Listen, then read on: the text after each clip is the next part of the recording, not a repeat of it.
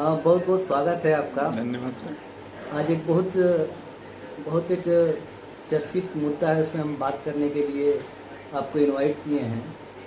एक व्यक्ति जो आईआईटी किया है, जो यूपीएससी अफसर रह चुका है, देश कह रहे हैं कि नोट पे लक्ष्मी की, गणेश की फोटो लगा देने से अर्थव्यवस्था में सुधार आएगा। मतलब वो किस तरह की, ऐसे लोगों से किस तरह की अपेक्षा रखते हैं आप, और इसकी सोच पे आप क्या कहना चाह रहे हैं? आपकी राय क्या है, बताइए प्लीज़। सर प्रथम तो बहुत बहुत धन्यवाद जो देश के इस गंभीर मुद्दे पर बात रखने का मुझे आपने मौका दिया। इस पर मैं अपना ये विचार रखता हूँ कि हमारे देश के लिए ये काफ़ी दुर्भाग्यपूर्ण है कि जहाँ इतने बड़े अवधि पर बैठे हुए लोग इस प्रकार की बातें का प्रयोग करेंगे जिससे जी, और वो भी जो व्यक्ति एक आईआईटी किया हो और यूपीएससी अफसर रह चुका हो, तो वो कहीं न कहीं अपना व्यक्तिगत राजनीतिक स्वार्थ हेतु जनता को न सिर्फ मूर्ख बना रहे हैं अपितु देश को कहीं न कहीं गड्ढे में डालने का रास्ते वो खोद रहे हैं। अभी काफ़ी ये दुर्भाग्यपूर्ण है। अभी कल शाम में ही न्यूज़ के माध्यम से हम देख रहे थे कि कांग्रेस के एक बड़े नेता, बीएसपी के नेता अब ये मांग उठाने लगे कि नोट पे भीमराव अंबेडकर साहब का भी फोटो होना चाहिए। तो इससे देश के अर्थव्यवस्था पर क्या प्रभाव पड़ेगी ये हम जानना चाहते हैं उन सभी जो इस प्रकार का स्टेटमेंट दे रहे हैं उन लोगों से कि नोट के ऊपर किसी व्यक्ति विशेष देवी देवताओं का मूर्ति फोटो होने से क्या प्रभाव पड़ेगा देश की अर्थव्यवस्था पर या देश के विकास में।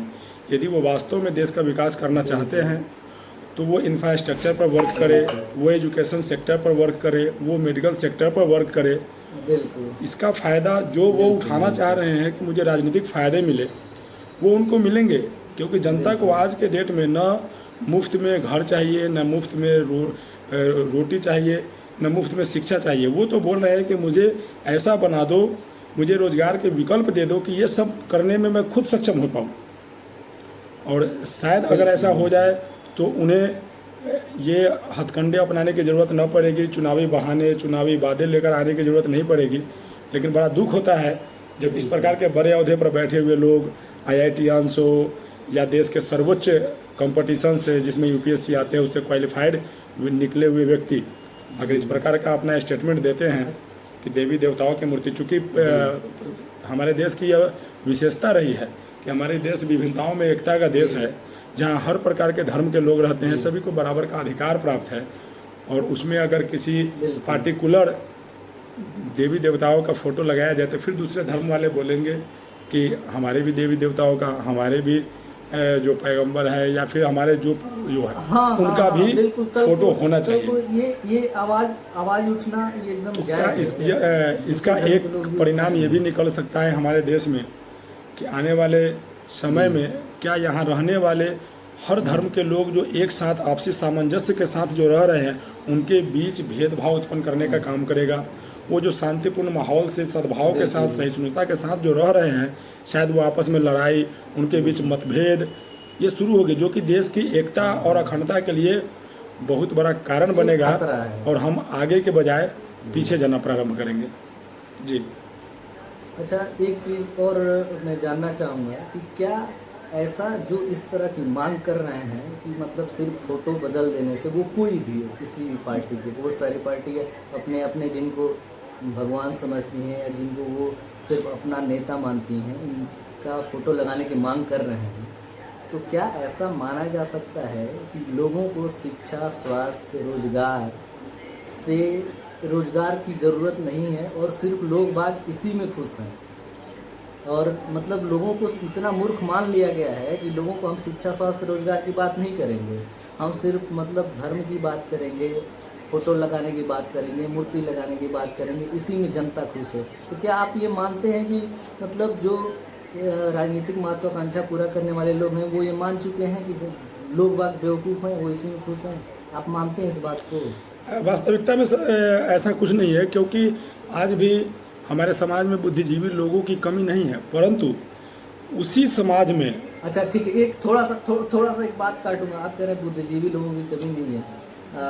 दो बातों का जवाब दीजिए। एक तो ये जो था, और बुद्धिजीवी की बात करें तो मान लीजिए कि बुद्धिजीवी जो चीज़ शिक्षा से ही बुद्धि आती है, ठीक है, लोग तार्किक बनते हैं।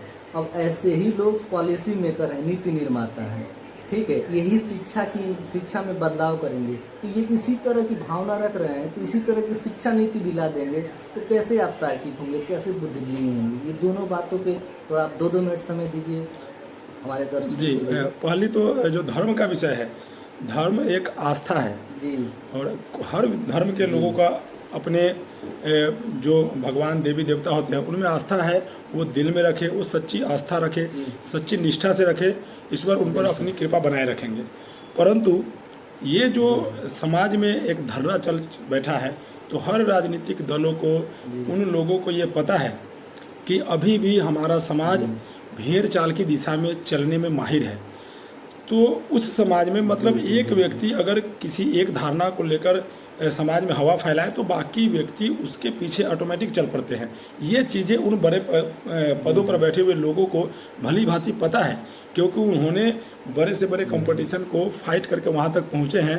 तो समाज की जो मनोवृत्ति है इस चीज़ को बखूबी जानते हैं, और हमारे समाज में उनके द्वारा चंद पैसों दे करके समाज में उनके दलों के कुछ लोग वहाँ अवेलेबल है, मौजूद है, जो समाज में इस प्रकार की हवा फैलाते हैं ताकि वहाँ से एक अगर कोई स्टेटमेंट दी जाती है तो उसको किस प्रकार से हवा बना करके पूरे देश के अंदर में इसको फैला दिया जाए। यही कारण है कि हमारे यहाँ देश में बुद्धिजीवी होने के बावजूद भी लोग, जैसा कि मैंने बोला, ये भेड़ चाल वाली चीज़ें उसी का नतीजा है। एक बहुत अच्छी बात एक आपने कही कि मनोवृत्ति को बहुत अच्छी तरीके से पहचानते हैं, ये सच बात है। तो मनोवृत्ति को पहचानते हैं। 2 मिनट थोड़ा इस बात पे प्रकाश डालिए कि ऐसे लोग जब शिक्षा नीति बनाएंगे तो आजकल के IITN, IAS, IPS ये लोग कैसे तार्किक हो पाएंगे, इस बात पे थोड़ा सा बस प्रकाश डालिए। बिल्कुल। यदि सबसे बड़ा चीज़ तो सर जो कानून बनाने की है, शासन व्यवस्था में परिवर्तन की है, तो इसका जो मेन शक्ति है वो शक्ति जनता के हाथों में है। जी। तो आपके इस YouTube सब्सक्राइबर्स या जितने भी लाखों चैनल्स दर्शक हैं जो देख पा रहे हैं, तो इस माध्यम से मैं बड़ी विनम्रतापूर्वक एक अपील करना चाहूँगा। हमारा विनम्रतापूर्वक निवेदन होगा कि हम लोगों के हाथ में 5 वर्षों में एक बार जो शक्ति परिवर्तन का, सत्ता परिवर्तन का जो हाथ में अधिकार मिले हैं, जो शक्ति मिले हैं, उसका उपयोग करें। और इस प्रकार के मनोवृत्ति जो हमारा उपयोग सिर्फ करना जानते हैं, जो सिर्फ चुनाव में चुनावी वादे करके हमारा वोट लेकर और हमारे नुकसान के लिए, हमारे आने वाले वंशज, हमारे आने वाले पूर्वजों के नुकसान के लिए जो नियम बना रहे हैं, जो शिक्षा के क्षेत्र को गर्त में डाल रहे हैं, देश को विकास में बाधा पहुंचाने का काम कर रहे हैं, इस प्रकार के लोगों को सत्ता से बिल्कुल मुक्त कर देना चाहिए ताकि उन्हें जनता की शक्ति का पहचान हो सके और भविष्य में इस प्रकार का स्टेटमेंट देने से भी वो दूर रहे। ऐसा हमारी अपील है, हमारी विनम्रतापूर्वक निवेदन है। बहुत बहुत धन्यवाद हमसे जुड़ने के लिए, क्योंकि देखिए हमारा कॉन्स्टिट्यूशन भी कहता है कि लोगों में वैज्ञानिक दृष्टिकोण का विकास होना चाहिए, और उसी के लिए जो स्टेट है, जो गवर्नमेंट है, उसी के लिए उसको भी प्रयत्न करना चाहिए। बाकी ये आस्था और धर्म ये सबका व्यक्तिगत मामला है, इसमें आप आदमी बढ़ चढ़ के हिस्सा लें, अपने घर पे या अपने जो भी उसके स्थल हैं वहाँ पे पूजा पाठ करें, इससे किसी को कोई आपत्ति नहीं है। हम भी सहमत हैं, आप भी सहमत हैं।